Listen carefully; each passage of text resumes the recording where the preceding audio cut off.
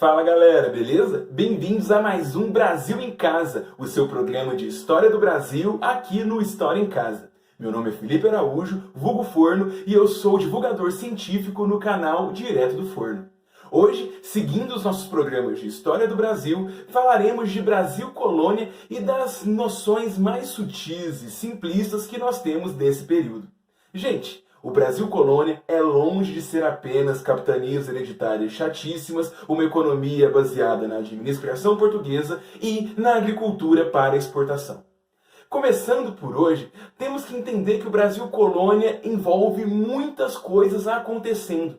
Não é simplesmente um Brasil que está sendo colonizado por Portugal enquanto oprime e prende indígenas. Na verdade, são vários Brasis que se relacionam e se concretizam em várias manifestações possíveis.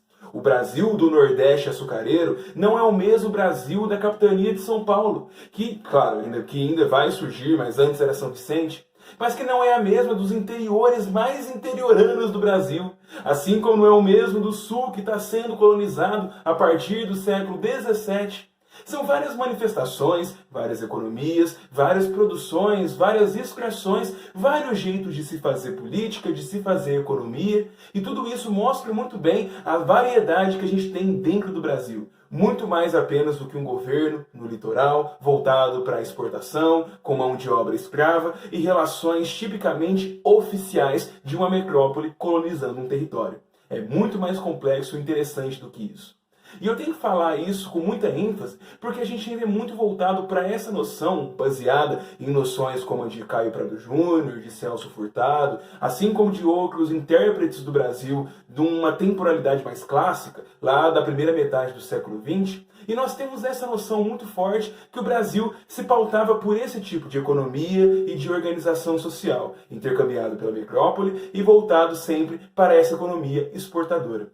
Na verdade, pesquisas recentes já mostram que o Brasil Colônia tinha um grande mercado interno, claro, variando entre os séculos, já que o Brasil do século XVI não é o mesmo do século XVIII, mas que existia muito mais relações, muito mais economia, muito mais entendimentos dentro do Brasil do que a gente pode pensar.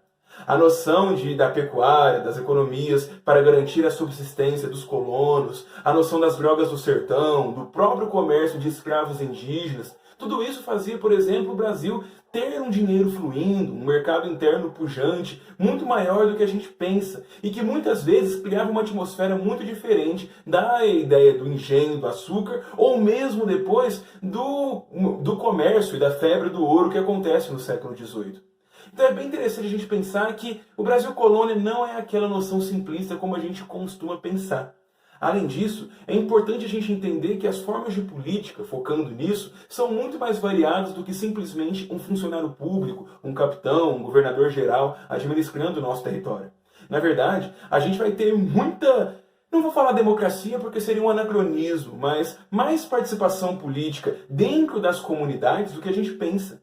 Quando a gente pensa nas primeiras cidades, nas primeiras vilas, melhor dizendo, a gente não pode esquecer que tivemos muita miscigenação, seja forçada ou consensual, entre europeus, entre indígenas, entre africanos, que faziam comunidades regionais que possibilitavam certa ascensão social, certa manifestação política para se resolver os problemas da própria comunidade. E tudo isso convivia com funcionários públicos cobrando impostos, com administrações metropolitanas que não necessariamente chegavam dentro dessas vilas. Então é bem interessante a gente ver que o Brasil Colônia comporta também várias maneiras de se resolver os problemas da própria colônia. Muito mais do que simplesmente a gente decorar dos funcionários públicos ou da administração portuguesa como se fosse algo dado. Então é muito bacana a gente perceber isso. Além disso, é muito interessante ver que a gente vai ter multiplicidades de formas de se ter relações com a coroa. Portugal não vai simplesmente colonizar o Brasil. Vai ser um processo paulatino e cada vez mais forte, que vai durar até o Brasil Império, inclusive durante o Império e até durante a República, e até durante hoje, por que não? O Estado ainda vai passar por esse processo de se consolidar. Mas na questão do Brasil Colônia, a gente tem que entender que a coroa portuguesa não governa tanto quanto a gente pensa. Não ergue seus tentáculos como a gente gosta de pensar. A gente vai ter, além dessas questões econômicas e políticas que eu falo, todo um processo de aproximações da coroa, de retornos da coroa, de processos de se concretizar o poder colonial, seja na força das armas, seja utilizando o papel cultural dos jesuítas, seja utilizando as próprias relações econômicas através dos títulos nobiliárquicos. Afinal, para se você consolidar a monarquia, era interessante você entregar um título de nobreza, algum benefício, algum privilégio a determinada pessoa, a determinado grupo, em troca de apoio.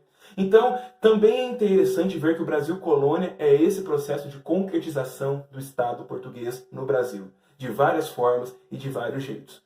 Gente, isso aqui foi uma introdução muito leve para a gente entender que o Brasil Colônia é muito mais complexo do que a gente imagina. Seja economicamente, seja politicamente, seja inclusive entendendo que Portugal ainda passará por um grande processo de consolidação da sua administração, da sua força, da sua autoridade. A gente pode falar de desdobramentos disso no futuro, coloque nos comentários sugestões, e eu retorno depois com mais introduções e mais reflexões sobre determinados períodos da história brasileira. Espero que tenham gostado, vejam o meu canal Direto do Forno e galera, até o nosso próximo vídeo. Tchau, tchau!